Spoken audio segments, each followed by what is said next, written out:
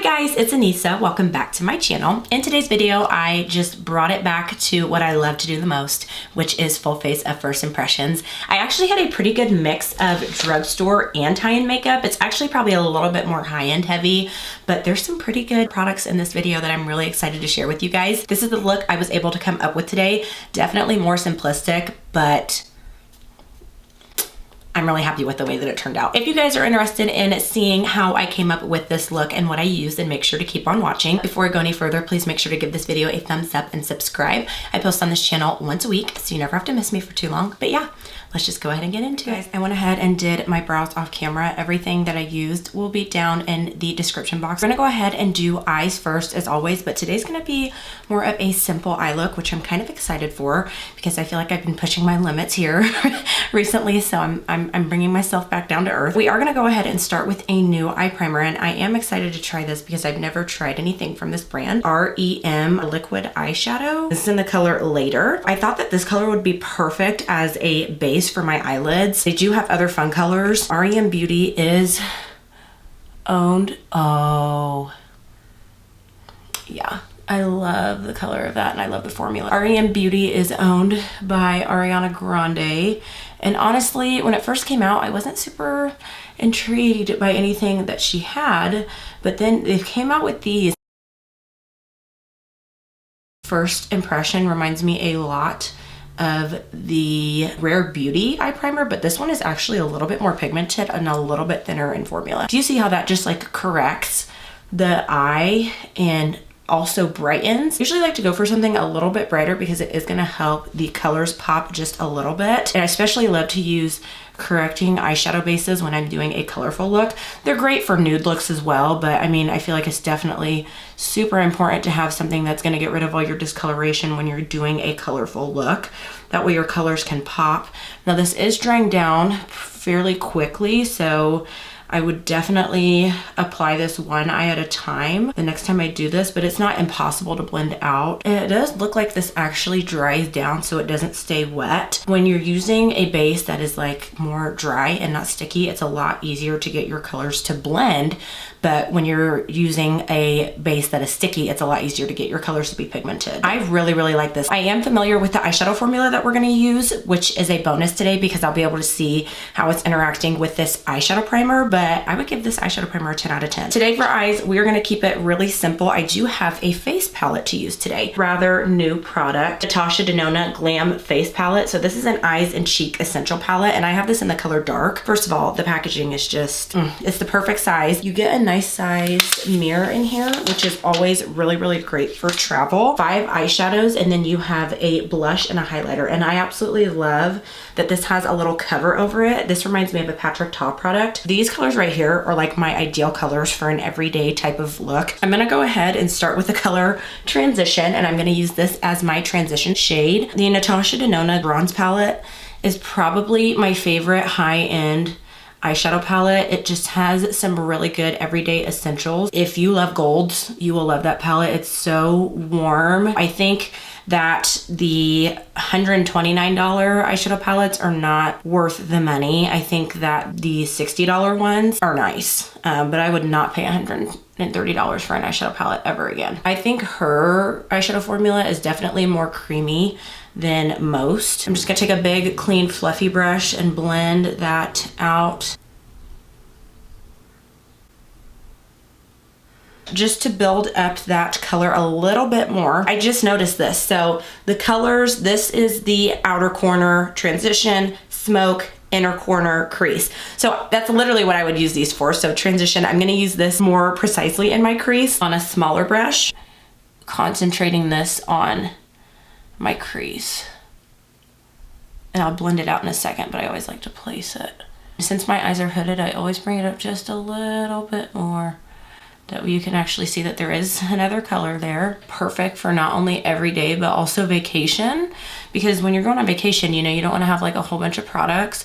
So to have something that has your eyeshadow, your blush, and your highlighter in one, really, really nice. The fact that they have 2 different palettes for this. They have a more color girl friendly palette, and then they do offer a lighter shade. I'm just gonna go in circular motions and blend that out, making sure there's no harsh lines. I'm going to take the color Smoke concentrated brush, place that right on the outside. Oh my, they're just so pigmented. One dab. Look at that. Taking that brush and blending not only the outside but also the inside, because blending the inside of that out is what's going to help our glitter or shimmer radiate into that matte and just make it look like there is no other place on the planet for it. I am going to break the rules. I'm actually going to use both of these shimmers on my lid. I like to mix. I'm gonna take outer corner and inner corner on my finger. I've just decided that I have stopped showing you guys what a brush looks like with shimmer because your finger is just better. Like, look at that. These are my favorite types of shimmers right here because they're glittery. And I love glittery shadows because they give dimension. Okay, I'm gonna use a brush to go into that part of my eye that I can't reach with my finger. And the formula isn't chunky or anything, it's very smooth. Since I can't reach that very inner part of my eye with my finger, I am gonna go in with just like a little flat shader brush.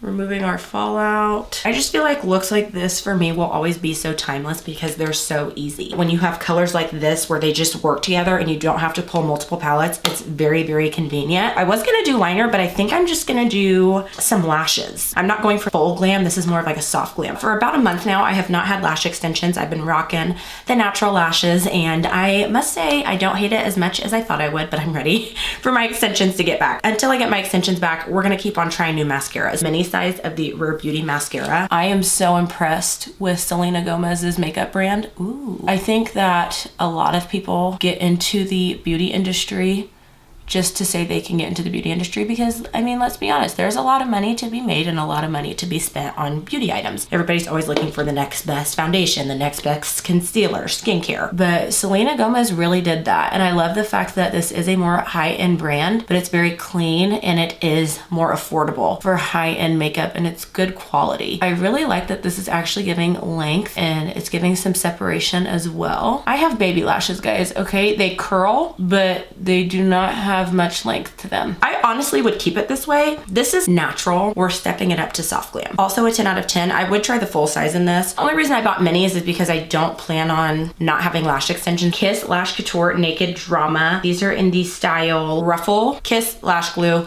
is what I always use. Honestly, I have not found a lash that I would wear outside the house. I don't know if it's something that I just need to get used to, but like they're not super comfortable. I like the lashes that I've tried, but they're just not something that I imagine wearing for 12 hours. I honestly get it now when you see those memes of people are like, no feeling is comparable to when you take your lashes off at the end of the day. Look at those. They're super wispy, but they have length throughout them, which is what I like. I'm just wiggling the lash, really getting that glue on the ends because that's what I've been struggling with the most. Just gonna let that dry 20 seconds.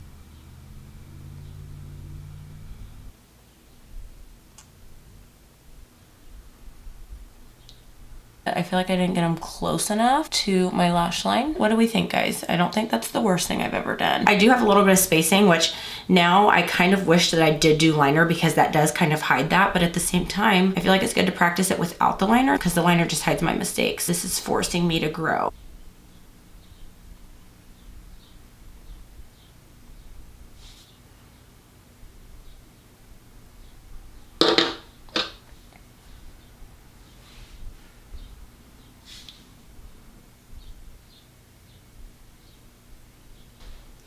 What do we think? I love just how wispy they are. This is what I like my lash extensions to look like. I'm gonna give these a 10 out of 10 because these are my favorite lashes that I've tried so far. Now we are zoomed out because it is time for face. I'm actually going to skip primer water today because I wanna see how good this moisturizing primer is. Mini size of the Smashbox Vitamin Glow Primer. I bought this in a trio. The trio came with 3 mini Smashbox primers. I absolutely love the other 2, so I'm really excited to try this. And vitamin C is supposed to be really good for brightening and helping with discoloration. Oh my gosh. I am so in love with Smashbox's primers. They are worth every penny. I just love when a moisturizing primer gives that like cooling feeling. Left a little bit of tack, which I like. Not anything that makes you feel super sticky, but just something to help give the makeup something to grip onto. We're on a roll, guys. I have not tried one bad thing. This, I'm pretty sure, is something that I've tried before years and years and years ago. Makeup Forever Shine Control Step 1 Primer. It was either this one or the mattifying primer that I absolutely loved. Okay, it smells the same as the old one, but it's a little bit thinner. But what I loved about this primer back in the day, if I put this on, my makeup wasn't going anywhere. It just really does a good job at sucking up all the oil on your face, and it instantly mattifies. This is one of the only primers that I've ever repurchased. When I ran out of this stuff, it was a crisis. Uh-oh, guys, hold on. Okay, it's balling up a little bit. Don't know if I love that. I tread cautiously with things that I used to love because the way I did my makeup was differently then, so I may not still love it the same. When products do weird things, it scares me because you never know what they're gonna do when they interact with other products from that point. I'm a little worried that this is balling up because that could make the foundation do something weird. It is very lightweight on the face, but we're just gonna have to see. We do have a new drugstore foundation. I'm hoping that this matches me. Revlon ColorStay Full Coverage Foundation, and I have this in the color 425 Caramel. And this does have a matte finish. I have not tried a matte finish foundation in a hot minute. I've really been on this train. Oh, that's a good match. I don't ever get this lucky with a match. It's not the thickest thing I've tried, but it's not super thin. Foundation brush, and just pack that into the skin. Doing circular motions. If you guys have never looked deep down in my description box, I do leave every foundation that has been like a really, really good match for me. And I have a whisker that I missed. Do you guys ever get those whiskers that are so thick but end up staying on your face for way too long? What I consider perfect matches down in that description. That way, if you are my shade and you want to try a foundation that I've tried, the shade is down there for you. I wouldn't say this is full. I'd say this is giving more medium. It's peeling, but I'm pretty sure that it's the primer. But it doesn't look bad from far away, so I don't know if that's why I'm not bothered by it. But I mean, I don't know how many times I can say it. It is so important to have good base products because if you don't, they literally can ruin everything. This isn't super full coverage. I'm sure I could build it up to be full coverage, but I'm not going to because I kind of want some of my imperfection to peek through. But it isn't super heavy feeling. It definitely does dry down. So this is what it looks like when you first apply it, and this is what it's gonna look like after it has dried. Whatever foundation I use, I always carve my brows out with it as well, top of them.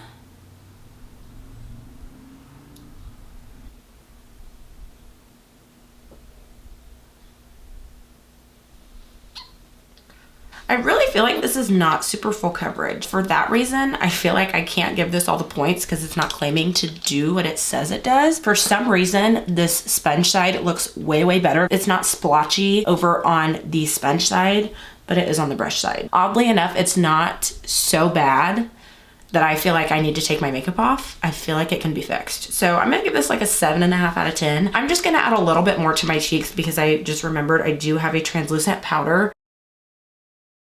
It slightly gave just a little bit more, but I still feel like that's really not super full. My redness is still peeking through. Foundation's not gonna get rid of texture, so I can't expect it to do that.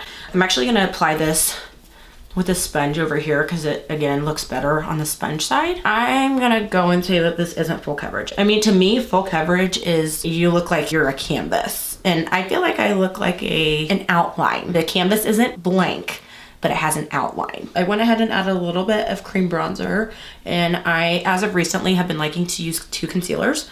So I like to use one that is pretty much a perfect match for me, and then just on the inner corner of my eye, I will go in with something a little bit more brightening. Using 2 concealers sounds like a lot, but I don't use a whole lot for my second one. I just use enough to give me a little bit of a brightening effect. Everything that I have tried from this brand, I am absolutely in love with. This is the Benefit BOI-ING Cakeless Concealer, and I have this in the color 8.25 Loves It. I do have the Pot Concealer from Benefit, and I love that for carving out my brows. It is full coverage. I'm really just placing it right on the inner portion of my eye, and look up to Jesus. And just blend. Concentrating it on the inside and bringing it out. It just does it for me. Adds a little bit of brightness right underneath the eye. What I was doing was using a concealer like this all underneath my eyes. And then it kind of made me look like I had a gray cast because I wasn't using something that was even able to cover my dark circles because it was just too light. Adding that concealer that's my shade allows me to color correct. And then this allows me to brighten. Oh, I love concealers that are just super creamy. I don't even care if they have a natural finish because they just melt into the skin beautifully. It doesn't look like this is drying down.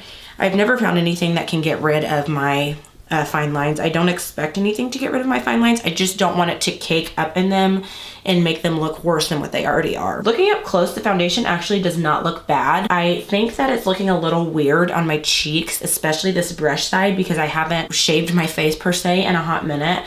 So it just looks like I can see from the side the little mini hairs on my face. We do have a new powder for underneath the eyes. I'm a little scared. Hi. I have never seen anybody talk about this product. OFRA Cosmetics banana powder, and it just looks like this.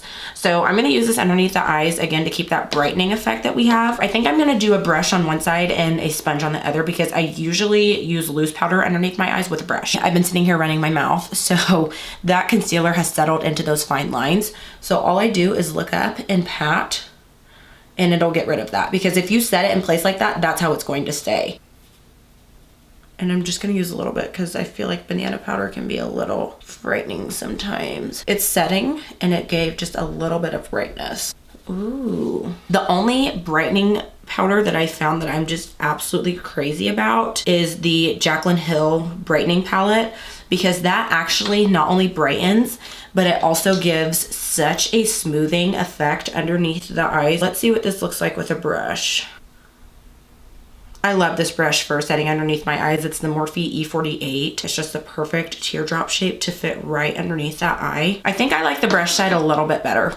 I just feel like which I never say usually, but the sponge side, I maybe used a little bit too much product. I don't know. Sometimes when products are activated by water, they get mad.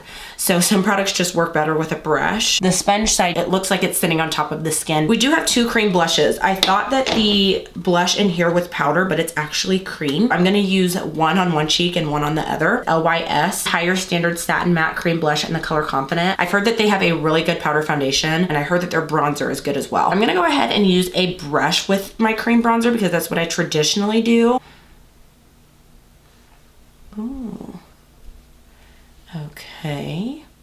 That is the perfect amount of pigment. It's looking a little weird up close, but again, I'm trying to be optimistic because I think I just have a couple weird things going on my face right now. It's not pulling my makeup off from underneath, which is the thing that I look for the most in cream blushes. And I found that if I don't like a cream blush, it's for that reason. I'm gonna give this a 9 out of 10. We're gonna go in with the cream blush out of the ND palette.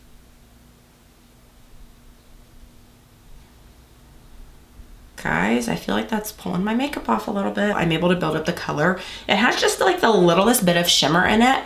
I used to hate blushes with shimmer in them, but I don't mind this. Out of the two, I like the OIS better. It says that it's a matte, but it still looks glowy. I'm gonna go ahead and quickly just set my face with some translucent powder because again, we're going for a more soft glam. I'm gonna go ahead and finish brows. I do have a new brow gel, Hooded Beauty #Balm Brows Nice and Fluffy Brow Gel. And I have this in the color 7 Black Brown. This wand is super tiny. And also it has like these little fibers in it that I feel like are gonna look like brow hairs. So let's see. Like I feel like they're gonna give the brow a bit of dimension.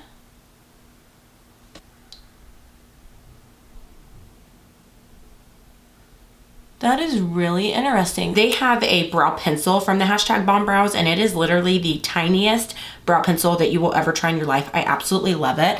I think that those little microfiber pieces in it almost kind of accentuated my brow hairs and made them look a little bit more lifelike. I'm gonna quickly set the face.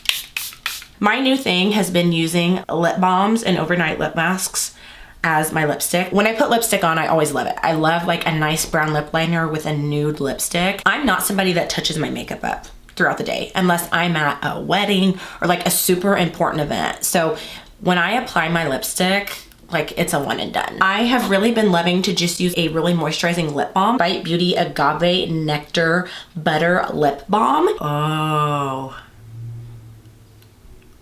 I love the fact that it comes in like this little lipstick because it's very convenient. Don't get me wrong, I don't mind to put my finger in something, but it's one less thing I have to do. I'm gonna go ahead and try that highlighter. I am not myself without a nose highlight. Oh my gosh. Look at that. It's very shimmery, but it's not glittery and chunky. It's so finely milled that it just looks so nice. It's just so smooth.